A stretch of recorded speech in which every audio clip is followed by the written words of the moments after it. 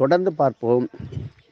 பயணங்களும் வாகனங்களும் நமக்கு எப்படி உதவி செய்ய வேண்டும், பயணங்களில் எப்படி வெற்றி பெற வேண்டும் என்பது நமக்கு ரொம்ப தேவையானது, அவசியமான ஒன்று. உத்தியோகம், வேலை, வியாபாரம் இவைகள் செல்லும் பொழுது வாகனத்தை நன்றாக ஒரு முறை துடைத்து சுத்தம் செய்து 3 முறை, மந்திரமே வேண்டாம், உங்கள் வண்டி பேரை சொல்லி வலம் வாங்கோ, நமச்சிவாயான்னு வலம் வாங்கோ என்ன, இப்படி 3 முறை முன்னாடி சொன்ன மந்திரங்கள் தெரிந்தால் சொல்லலாம், இல்லை என்றால் தெரிந்து கொள்ளணும். ஆனாலும் இது நல்லது. இப்படி 3 முறை வாகனமே டிவிஎஸ் 50A இப்படின்னு உங்களுடைய வாகனத்தை பேரை சொல்லி 3 முறை சுற்றுங்க. பெரிய வாகனம் சுற்ற முடியாதுன்னா அதுக்கெல்லாம் இங்கே அட்ஜஸ்ட்மெண்ட்டு கிடையாது. உங்களுடைய வாகனம் ஓட்டுபவர், ஓட்டுநர், டிரைவரை சொல்லி அவருக்கு ஒரு சந்தோஷமாக ஒரு டிப்ஸ் கொடுத்து, அப்படி சுற்றிட்டு ஓட்டியா, வண்டியை ஸ்டார்ட் பண்ணியா, அந்த இன்ஜின் மேலே, வாகனத்து மேலே ஒரு மஞ்சள் குங்குமம் போட்டு வையா, அவருக்கும் சந்தோஷம், அவருக்கு காரிய ஜெயம், அவரும் பெரும் முதலாளியாக மாறுவார்கள். ட்ராவல்ஸ் ஏஜென்சி இன்றைக்கி அந்த மாதிரி பராமரிக்காமல் இருந்தவர்கள் பெரிய பெரிய ட்ராவல்ஸ் போக்குவரத்து துறையிலே பெரும் இழப்பை சந்தித்து இப்போ சொல்லப்போனால் நடுத்தெருவில் நிற்கின்றார்கள். கடன் கோடிக்கணக்கில், லட்சக்கணக்கில், வீடை விற்றாச்சு, சொத்தை விற்றாச்சு, சொல்லுவோமே தெருவுக்கு வந்தாச்சு. அடைக்க முடியுமா? ஏன்? அந்த வாகனத்தை நன்றாக ஓட்டினார். இறைவன் கொடுத்த பெரும் அதிர்ஷ்டம், லக்கி சான்ஸ். அதை முறையாக பயன்படுத்தாமல் விட்டுவிட்டால் அதனால் வந்த வினை. நம்மளால் இன்னுமே எல்லாம் செய்ய முடியும். நம்மளை யார் ஒன்றும் பண்ண முடியாது. எங்களுக்கு தெரிஞ்சு 1000 பஸ்ஸு ஓட்டினவங்களாம் காணாம போயிட்டாங்க. ஆயிரக்கணக்கான கார்களை வைத்து போக்குவரத்து நடத்துனர்களை காணாப்பிட்டாங்க.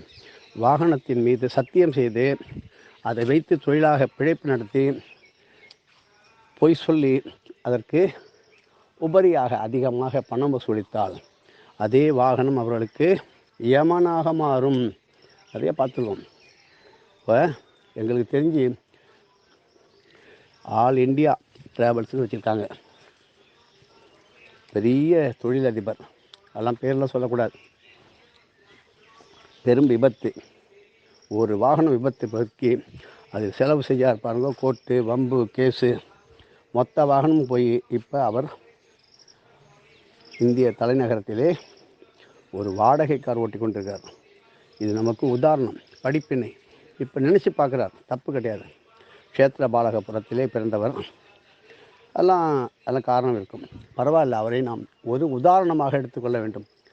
அவர் போல் ஆகக்கூடாது. அவருக்கு நல்லது நடக்கணும், அவருடைய கஷ்டங்கள்லாம் தீரணும். பெரிய வாகன தயாரிப்பு சாலைகள், உற்பத்தி சாலைகள் உள்ளவர்களுக்கும் இது பொருந்தும். பார்சல் சர்வீஸு, கொரியர் சர்வீஸு, என்னென்னமோ இருக்குது, கார்கோ, இவைகள் இருப்பவர்களுக்கும் இது பொருந்தும். ஏன்? எல்லாரும் நல்லா இருந்தால், லோகா சமஸ்தா சுகினோ பந்து, இந்த உலகம் நல்லா இருந்தால் நம்ம நல்லா இருப்போம், நாடு நல்லா இருந்தால் நம்ம நல்லாயிருக்கும். அவன் பெண்ணும் இவன் பொண்ணு வேணும், நம்மளும் போய்டுவோம். அதனால் வாகன தேவதைகளை வணங்கி, சனீஸ்வர பகவானை வணங்கி, சனிக்கிழமையிலே நமக்கு தான் இன்றைக்கி ட்ராவல் கிடையாது, எதுக்கே நம்ம போகணும் நினைக்கக்கூடாது. திடீர்னு பயணங்கள் வரும்பொழுது இப்போ செஞ்சு வைக்கிற புண்ணியம் நமக்கு காவந்து கொடுக்கும். ஒரு கல்யாணத்துக்கு போகிறீங்க, பொண்ணு மாப்பிள்ளையோடு போகிறாங்க, சொந்தக்காரங்களோடு போகிறாங்க, நல்ல விதமாக போய்ட்டு நல்ல விதமாக திரும்பி வரணும். எத்தனையோ பேர் விபத்தில் மாட்டி பேப்பரில் பார்க்குறோம், செய்தித்தாள், டிவியில் பார்க்குறோம். திருமணத்துக்கு சென்றவர்கள், திருக்கோயிலுக்கு சென்றவர்கள், கோயிலுக்கு தானே போகணும், நல்ல காரியம் தானே போகணும், இல்லை என்று சொல்லவில்லை. அதில் அந்த வாகனத்திலே முன்பு ஏறி பயணம் செய்தவர்கள் செய்த தோஷங்களும் இருக்கும். வாகனத்தில் உட்கார்ந்து கொண்டு அதற்கான ஊதுபத்திக்கு பதிலாக புகைப்பிடிப்பது, மது அருந்துவது, என்னென்னமோ செய்வது தவறு செய்தால் அந்த வாகனம் என்னைக்காக இருந்தால் அது அவர்களை கொண்டு போய் ஒரு பள்ளத்தில் இறக்கிவிடும். இதுக்கு யாரும் கெடுத்துட்டான்னு நினைக்கக்கூடாது. வாகனத்திலே என்னென்ன இருக்குது? பேட்ரி இருக்குது, டீசலு, பெட்ரோலு எல்லாம் இருக்குது, ஃபியூயல் இருக்குது, ஓட்டுறதுக்கு எல்லாம் இருக்குது. ஆனால் அதிலே ஃபயர், நெருப்பு, அந்த அக்னி தேவதையை வணங்கினோமா, வீட்டில் மாதம் ஒரு சின்ன அக்னி காயத்ரி பண்ணோமா, ஹோமம் பண்ணோமா, அந்த வாகனத்துக்கு நிறைய சாம்பிராணி தீபம் காட்டினோமா, காட்டியிருந்தால் கண்டிப்பாக விபத்தோ ஆபத்தோ ஏற்படாது. ஒரு வாகன தானம் கொடுத்துட்டே இருக்கேன் சார். இப்போ கூட ஒன்று கொடுத்தேன். எங்கள் வீட்டில் ஒரு அசம்பாவிதம் வாகனத்தில் நடந்து போச்சு. கவலையே படாதீங்க, நல்லதுக்கு பெரிய ஆபத்து சின்ன விதத்தில் முடிந்தது. வருமுன் காப்போம். அப்போ அந்த வாகனத்தில் நீங்கள் உட்கார்ந்துருந்தா, இல்லை உங்கள் குடும்பத்தில் யாரோ இருந்தால் என்ன ஆயிருக்கும்? சேதம் இல்லாமல் அந்த வாகனம் தியாக மனப்பான்மையாக, ஏதோ இப்பொழுதெல்லாம் வாகனம் தீப்பற்றி எரிந்து கொண்டிருக்கின்றது என்கின்ற கேள்விப்படுகின்றோம். காரணம் பல கோடி. இதெல்லாம் ரகசியமான தேவ ரகசியம்னு சொல்லும்போது இதெல்லாம் ரகசியம்.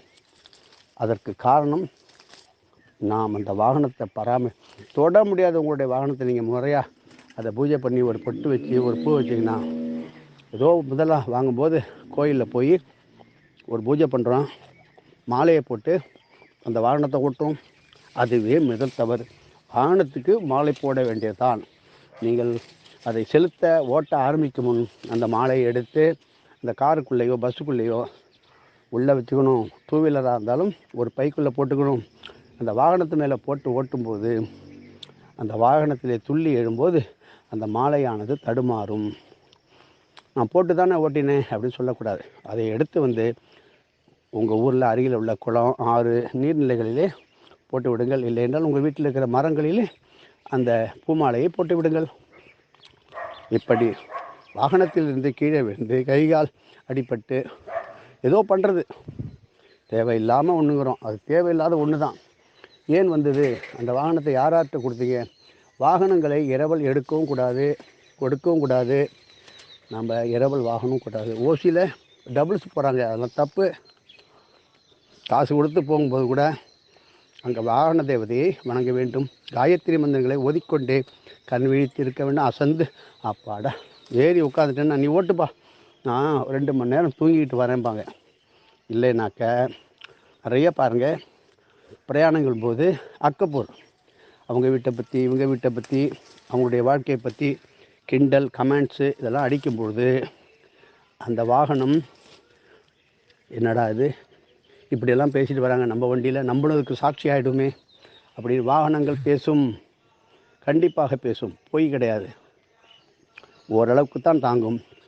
சரி, இனிமேல் இவர்களை நம்ம ஏற்றி கொண்டு இந்த அபலத்தோடு நம்ம அவங்கள அழைச்சி கொண்டு போகிறது சௌரியப்படாது, லாயக்கில்லை அப்படின்ட்டு அந்த வாகனமானது எங்கேயோ கொண்டு போய் மரத்தில் இடத்துல தன்னை மோதிக்கொள்ளும்.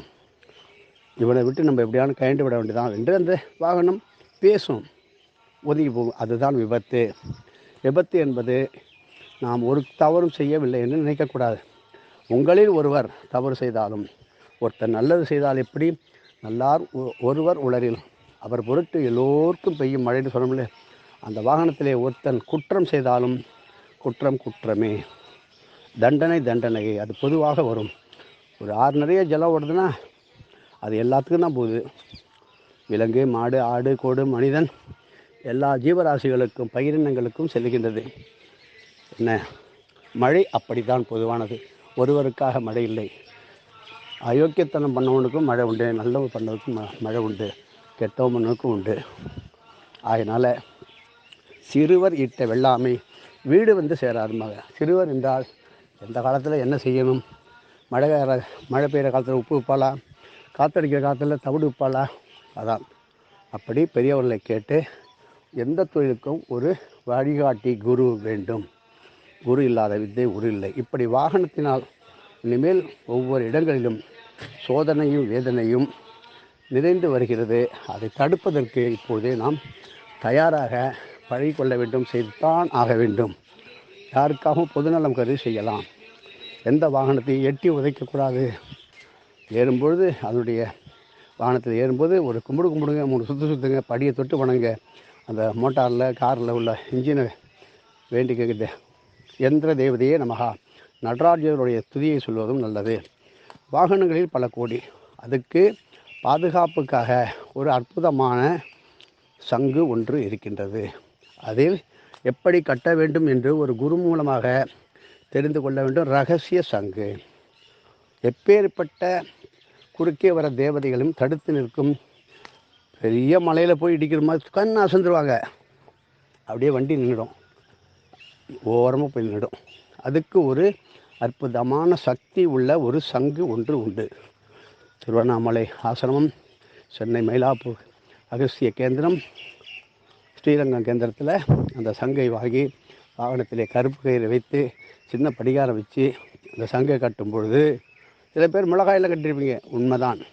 அது தற்காலிகமானது, அன்றன்று வேலை செய்யும். ஒரு 3 நாளைக்கு அது வேலை செய்யலாம். மாற்றணும். அந்த மிளகாய் நெருப்பில் இட்டு அதை திருஷ்டி கழிக்க வேண்டும். இப்படி தங்கானது 1 மாதத்திற்கு ஒரு தடவை வெளியூர் செல்லும்போது கடல் நீரில் ஒரு அமுக்கி அமாவாசை அன்னைக்கு அமுக்கி மறுபடியும் கட்டினால், ஒரு வாகனம் வச்சுருக்கிறோம், பல லட்சம் வாகனத்துக்கு அதிபதி. அவன் தான் கப்பல், ஏரோப்ளேனு, ஆகாய விமானம் சகலம் வாங்கி வச்சுருக்கிறோம். அவங்க தான். அவங்களுக்கெல்லாம் குரு இருக்கு சாமி, நல்ல குரு இருக்கார். ஆனால் வெளியில் அவர்கள் சொல்வதில்லை. எங்களுக்கு இதெல்லாம் நம்பிக்கை இல்லை என்று சொல்வார்கள். அது போய் எல்லோரும் இந்த தொழில் இறங்கிட்டால் போட்டி ஆகிடுமே. அதுக்கு தான் தானிய களஞ்சியம் சேர்க்கின்றவர்கள், மளிகை கடை வைத்திருப்பவர்கள் மூல நட்சத்திரத்திலே அந்த மளிகையினுடைய கொள்முதல் ஸ்டாக்கு செய்யும் பொழுது அந்த மளிகை கடையிலே நாம் வாங்கின்ற பொருளானது தெய்வீக சக்தியுடன் வெளியில் செல்லும். வாங்கி கொண்டு போகிறவங்களாம் எந்த பஞ்சமும் இல்லாமல் கையேந்தும் நிலைமை இருக்காது. ஐயா ஐயா சோறு அரிசி அது இல்லை அந்த மாதிரி நிலைமை வராமல் இருப்பதற்கு மூல நட்சத்திரத்திலே கொள்முதல் செய்து வியாபாரம் செய்யும்பொழுது மூலம் ஆதி மூலம் எடுக்க கொடுக்கின்ற நட்சத்திரம் மூலம். பசுமாட்டுக்கு அன்றைக்கி தான் கோதுமத்தை விட கொடுப்பாங்க செல்வம் பெறுகிறதற்கு. அந்த செல்வமானது அன்றைக்கே நீங்கள் மஞ்சப்பொடி, குங்குமம், கடுகு, உளுத்தம்பருப்பு, கடலைப்பருப்பு எல்லாம் கொஞ்சம் கொஞ்சமான வாங்கிக்கோங்க. வீட்டில் நிறைய இருக்கட்டும் சொல்லி வாங்கி வச்சுக்கோ. சரி, எனக்கு போகிறோம், ஒரு ஏழை குடும்பத்துக்கு வாங்கி கொடுங்க. நன்றி கெட்டவன் சார், உண்மைதான். கலியுகத்தில் மனிதர்கள் நன்றி கெட்டவர்கள் தான். இஷ்டம் இல்லையா? ஒரு கோயிலுக்கு, அன்னதானத்துக்கு, சமையலுக்கு, பொதுவான அன்னதான கூடத்துக்கு வாங்கி கொடுங்கள். அது எத்தனையோ அடியார்கள் சாப்பிட்டு விட்டு செல்வார்கள். அதனால் ஏதோ ஒரு காரணத்தை சொல்லி தட்டி கழிக்கக்கூடாது. இன்று ஆண்கள் மாதப்பிறப்பாக இருந்தாலும் உங்களுடைய கடமைகளை முதற்பங்காக கொண்டு ஆற்றி ஒரு ஸ்நானம், மறுபடியும் உங்களுடைய எண்ணெய் தேய்த்து குளித்து விட்டு ஒரு ஸ்நானம், மறுபடியும் ஒரு தர்ப்பணம். இப்படி இன்று மாதப்பிறப்பில் உதகசாந்தி, சூரிய நமஸ்கார பாராயணம், திருப்பாவை அருமையான பாட்டு. மாதத்திலே நான் மார்கழி என்று பகவான் கிருஷ்ணன் மகாவிஷ்ணுவே சொல்கிறார். நான் மாதத்திலே மார்கழியாக இருக்கின்றேன், வேதத்திலே சமமாக இருக்கின்றேன் அப்படி என்று சொல்கின்றாரே. மார்கழி திங்கள் மதி நிறைந்த நன்னாளால் இப்படி நீராட போயினீர். அப்படி நீங்கள்லாம் மார்கழி மாதத்திலே நோன்பு என்கின்ற ஒரு பிடிப்பு, ஒரு விரதம், ஒரு பக்குவம் ஏற்படுவதற்கு மார்கழி நோன்பு இருந்து நீராடல் செய்து தினமும் திருப்பாவை, திருவம்பாவை வாசித்து கோளறு பதிகம் செய்யும் பொழுது மகர சங்கராந்தி உங்களுக்கு அற்புதமான நல்ல பலன்களை. சங்கராந்தி என்றால் ஏதோ நம்ம பெரும்பொங்கல் கொண்டாடுறோம், அது மட்டும் கிடையாது. ஒவ்வொரு மாதமும் சூரியன் ராசி விட்டு ராசி செல்வது சங்கரமணம் என்கின்ற சங்கராந்தி. புரியுதுங்களா? மகர சங்கராந்தி, கும்ப சங்கராந்தி, மேஷ சங்கரமணம், அதான் சித்திரை மாத வருடப்பிறப்பு. அதனால் திருவண்ணாமலையிலே தீபத்தன்றைக்கு வருடப்பிறப்பு. அப்படி தெலுங்கு தேசத்திலே யுகாதி பண்டிகை. இப்படி ஒவ்வொரு இடங்களிலும் ஒவ்வொரு மாதப்பிறப்பு, அது வருடப்பிறப்பாக இருக்குது. 12 விதமான வருடப்பிறப்பு, 12 விதமான மாதப்பிறப்பு. அதனால் ஒவ்வொருவரும் நிறைய தெரிஞ்சுக்கும் போது உங்களுக்கே ஒரு பிடிப்பு, நீங்களே எல்லாத்தையும் கண்டுபிடிக்கும் ஞானத்தை கொடுக்கின்ற சுச்சரத சரஸ்வதி மற்றும் வித்யா விசக்ஷண சக்கரம் இப்பொழுது பெரும் உதவியாக இருக்கும். எந்திரங்களினால் உலகம், அதையே நம்பி வாழ்க்கை. அந்த எந்திரம் நல்ல விதமாக இருக்கணுமே. வீட்டு மிக்சி, கிரைண்டரு, என்னென்னமோ எல்லாம், வாஷிங் மிஷினு, ஃப்ரிட்ஜு, ஏசி, அதுபோல் நமக்கு சமையல் செஞ்சு போடுறதுக்கும் ஒரு எந்திரம் வரப்போகுது. அதுக்கிட்ட அடிமை ஆகிட்டோம். இப்போ இருக்கிற கைவலி, கால்வலி, எக்ஸசைஸ் இல்லாமல், உடற்பயிற்சி இல்லாமல், அதான் ஆரோக்கியமற்ற வாழ்க்கை. அந்த காலத்திலே நோய் தடுப்பவர்கள், நோய் பார்ப்பவர்கள், மருத்துவர்கள் எந்த மிஷினும் இல்லாமல் மருத்துவம் செய்தார்கள். பல கோடி வியாதிகள் அந்த காலத்தில் ஃப்ளேக் வந்தது. எந்த எக்ஸ்ரேயும் எடுக்கலை, ஸ்கேன் எடுக்கலை. வளராத இல்லை கிடையாது. மனசு, எண்ணம், சிந்தனை, புத்தி, ஆன்மீகம் வளர்ந்து இருந்தது. அறிவியல் இப்போ சேர்ந்து நல்லதுக்குத்தான் அதை கண்டுபிடித்தார்கள். இருந்தாலும் அதை தவறாக பயன்படும். சொல்லுவாங்க, ஒரு குண்டு மழை பெஞ்சா 100 மூட்டை அரிசி 1000 மூட்டை அரிசி கொட்டணும். ஆக்குவதற்கு செய்வது தான் அது விஞ்ஞானமாக இருக்க வேண்டும். அழிவிற்கு செய்யும் பொழுது பெரும் சேதம் திரும்பி தாக்கும். அப்படி நாம் கத்தியை வச்சுக்கிட்டு கத்திரிக்காய் அவர்கள் வெட்டணும். வேறு ஏதாவது தவறான காரியத்திற்கு ஈடுபடுத்தும் போது அதுவே நம்மை தாக்கும். கத்தி இருந்தாலும் புத்தி வேணும்னு சொல்லுவாங்க. அப்படி நாம் இன்று சனிக்கிழமையிலே ஸ்திரவாரத்திலே ஜாதகத்தில் 7 சனி சார், ஜாதகமே சரியில்லைன்னு சொன்னார் ஜோசியர். அதெல்லாம் ஒன்றும் கவலைப்படாதீங்க. 8 சனி, எதுக்கும் கவலைப்படாண்டாம். கோளறு பதிகத்தை சொல்லும் பொழுது ஆசரு வேயிறு தோழிப்பங்கன் விட முண்ட கண்டன் மிக நல்ல வீணை தடவி மாசரு திங்கள் கங்கை முடிமேல் நின்று என் உளமே புகுந்தாத்தனால் ஞாயிறு திங்கள் செவ்வாய் புதன் வியாழன் வெள்ளி சனி பாம்பு இரண்டும் உடனே ஆசரு நல்ல நல்ல அவை நல்ல நல்ல அடியாரவர்க்கு மிகவே. ஞானசம்பந்தர் சொன்னார் இல்லையா, எல்லா கிரகமும் நல்லது நல்லது, அவை நல்ல நல்ல நல்ல நல்லது தான். இதை சொல்லும்போது கோள் அறு பதிகம், எந்த சோதனையும் வராது. ஜோதிஷம் என்பது கடலுடைய ஆழத்தை, சமுத்திரத்தினுடைய ஆழத்தை, 7 கடலுடைய ஆழத்தையும் மலையினுடைய உச்சியும் தொட்டு பார்த்து விடலாம். ஜோதிஷத்தினுடைய அடிநுனியை தொடக்கூட முடியாது. அவ்வளவு புனிதமான சக்தி வாய்ந்த ஒன்று. ஏதோ அறையும் குறையுமாக அவசரத்தில் கேட்டு அவசரத்தில் சொல்லுவதும் பெரும் தவறு. அதாதி ஜோதிஷம், ஒரு நல்ல அருமையான ஒருத்தர் ஜோதிஷம் சொல்லுகின்றார். என்ன அப்படி வேதம், வேதாந்தம், யாகம், யஜ்ஞம், இன்று நல்ல நாட்கள், திருவிழா நாட்கள்லாம் சொல்லுகின்றார். ஒரு சந்தோஷம். அவர் அந்த மாதிரி உள்ளவர் நீடூடி வாழ வேண்டும் என்று நம்ம வாழ்த்துவோம். இன்று இந்த மாதிரி கிழமையில் பிறந்தவர்கள்லாம், இந்த மாதிரி திசைகளில் பிறந்தவர்கள்லாம், சனி மகா திசை, அந்தர்திசை, சுக்ஷ்ம திசை, அஷ்டம சனி, அர்த்தாஷ்டம சனி, சங்கு சனி, பொங்கு சனி, மங்கு சனி, மரணச்சனியில் உள்ளவர்களாம் என்று சனீஸ்வர காயத்திலே ஓதுங்கள். அம்புஜாட்சி சமேத ஸ்ரீ வாமனபுரீஸ்வரர், கடலூருக்கு அருகே நம்ம சொன்னோம், திருமாமணிக்கு அங்கே வணங்குவதும் உத்தமர் கோயிலை 4 நிலைகளே பெருமா இருக்கின்றார். அங்கே சிவா விஷ்ணு பேதம் கிடையாது.